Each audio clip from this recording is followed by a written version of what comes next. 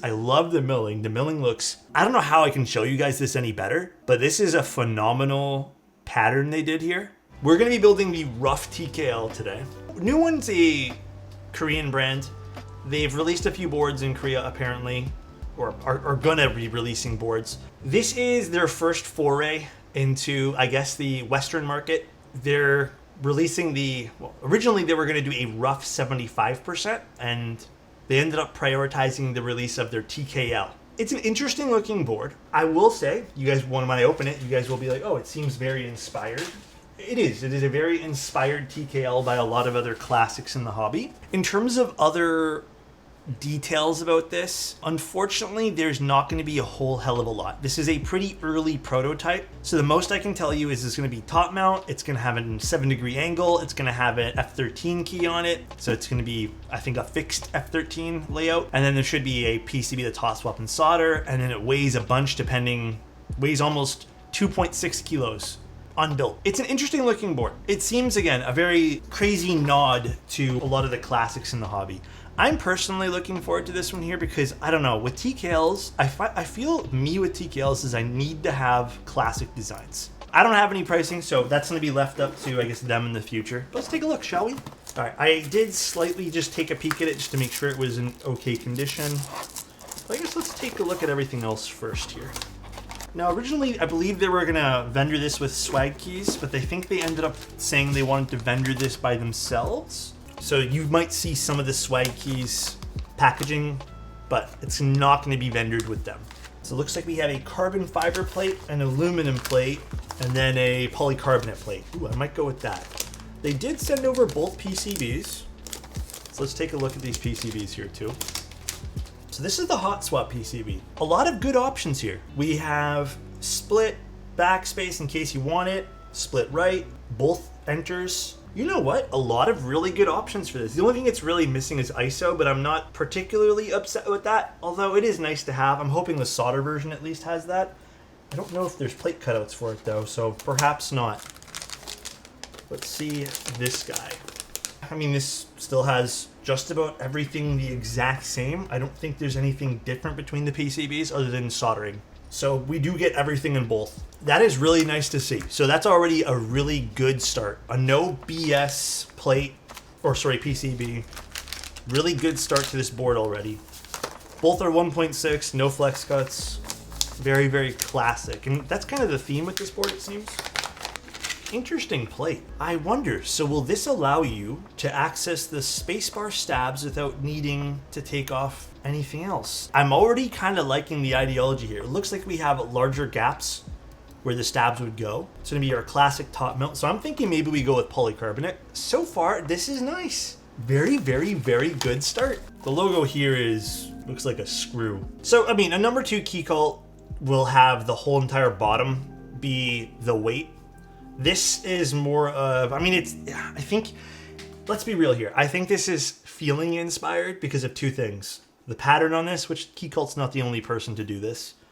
And I feel like, to a certain degree, but not so much, this back piece over here, this has a lot more sharper corners, while the Key Cult one is more rounded. Now, the milling effect does not translate to the back of this. It's only on the bottom. It does look really good though.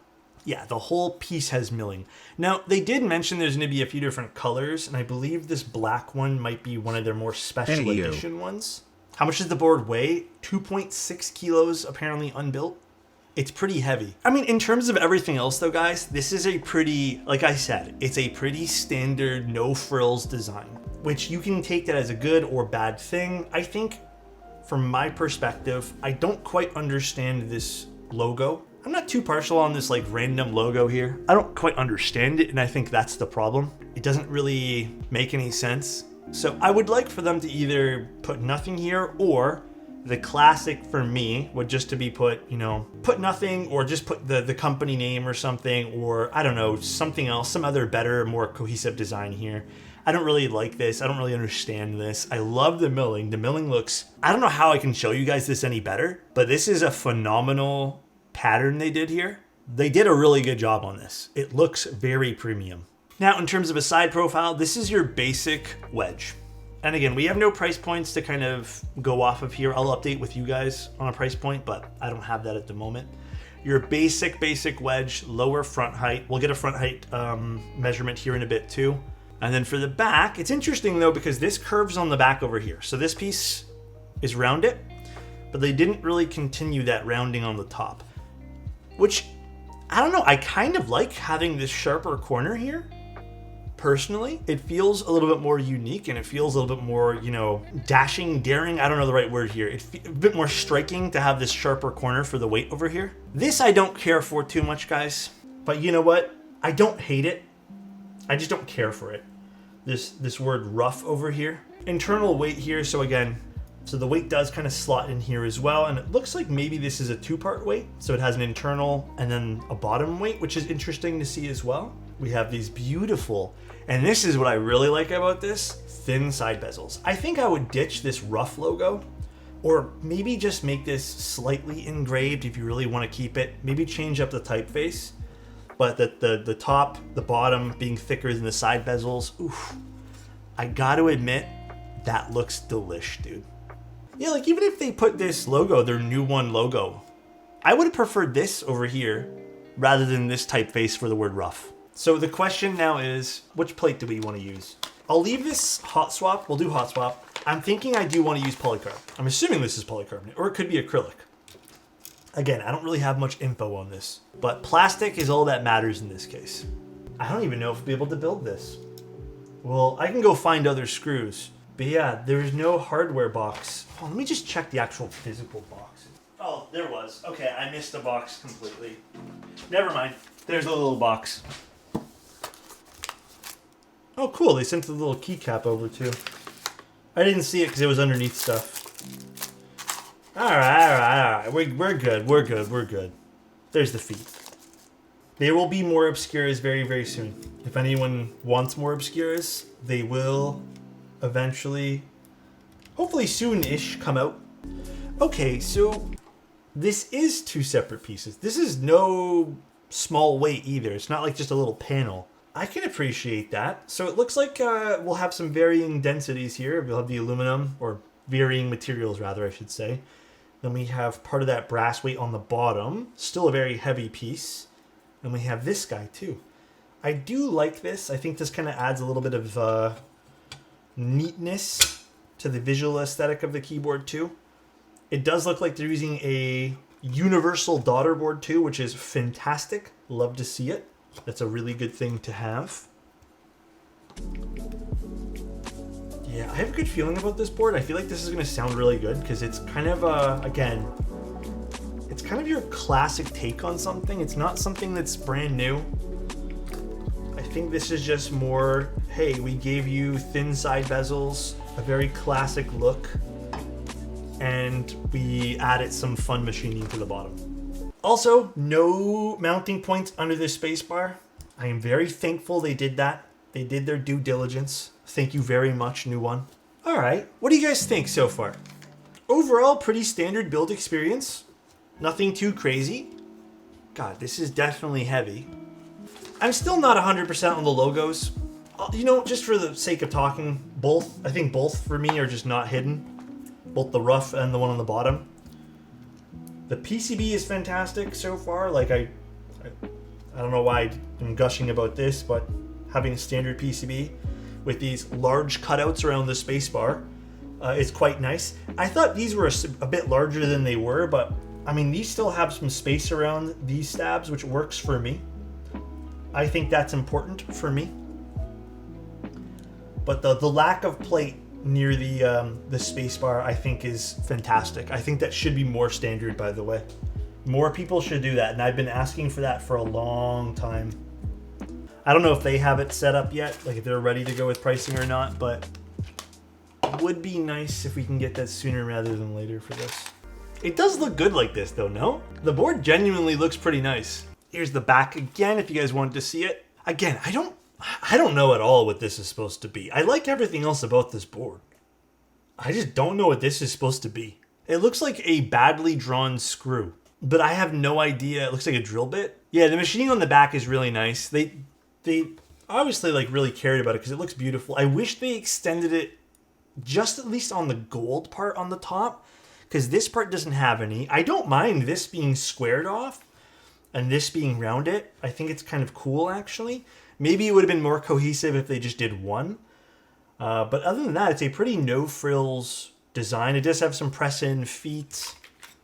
And then it does have very slim side bezels. Also, the word rough here is a bit tacky. The information I got was they're going to be publishing more information soon. That is what I was told.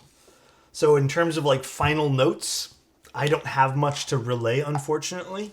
So this is Obscura's top mount, polycarb or acrylic plate, I don't know. I mean, it does sound good.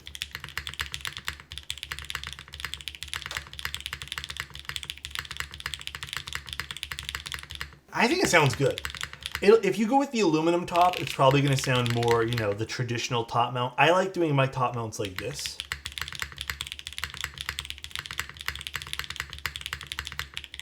You know, you're right. It does have like a very bassy undertone. Like, listen to the alphas. Yeah, there's like a very deep undertone to this board. Side view? There's not really a whole lot going on with this side view. It is, I mean, someone said tofu, and you know what? Yeah, it's like a tofu side profile. It is comfy to type on, though. Like, this plastic plate is a little bit more forgiving for the top mount. I really don't know where I put my tape measure here, but you know what? Fuck it. I'm going to use a big-ass tape measure that is in inches, and then we can convert. Board sounds good. I hope this comes in at a good price point. Front height is, we're going to just start with the 3 because my numbers are worn out. 18 mil, about 18 millimeters, 7-degree typing angle, 18 mil front height. This could potentially be a very, very sweet pickup if they get the price right on this. And the reason I say if, like, I'm all for companies and people and designers pricing whatever they want at whatever they want. Like, I don't personally, like, I get it. You can value your time and your effort into putting in things or to do things at whatever price you feel like you deserve. It doesn't mean people are going to buy it, but if you want to value yourself that way, do you. Considering the market and considering that you can get some crazy good keyboards for these days under $200, I think if you want to go the more premium route, which is this, I'd consider the more premium route. I think at most, the most I feel like this should go for $360, under 400 for sure. Obviously, the lower they can do, the better here. But if they can get it to be like that 350 to 360 range, there's a lot of brass, and I can't imagine. See, this is where I'm a little conflicted because this machining over here, like I would love for them to continue the machining, but I think anything over 350 is pushing it, but it's dope. Yeah, the most. Remember, I did use keyword. The most I think they should charge is 350. But if they really want to kill it with this, yeah, the 280 to 290 mark would be perfect for this, in my opinion. If they can get it to be sub $300, yeah, I agree with you, Saker. The consistency of design here makes no sense. Again, like, while I really like the squared off corners on the back, it doesn't really make sense with the consistency of, like, you know, at least it's not cohesive with this piece of the design here. It kind of changes the moment you flip the board over. Even some of the finishing on the brass on the back, again, I know this is a prototype, but it doesn't seem like it's that crazy. Yeah, and they should also, in my opinion, bring this pattern at least over on the gold. Because I get it, this is just on the bottom plate. It's hard to see, but it doesn't actually continue past the bottom plate. So the gold would make a lot of sense to have that continued to go over. I'm sold on the sound, not sold on some of the logos and stuff on this board. I'm still interested to see the price point of it. Feels really good. Good front height. Very simple design. Very classic design. They seem to put some more focus in putting that machining on the bottom. I have no quarrels with that. They did an excellent job with the board overall. So good for them. I think they've done well here. Pricing's gonna mean a lot though. The next few days with pricing's gonna be a huge one. See you later. Bye-bye. And peace out, everybody.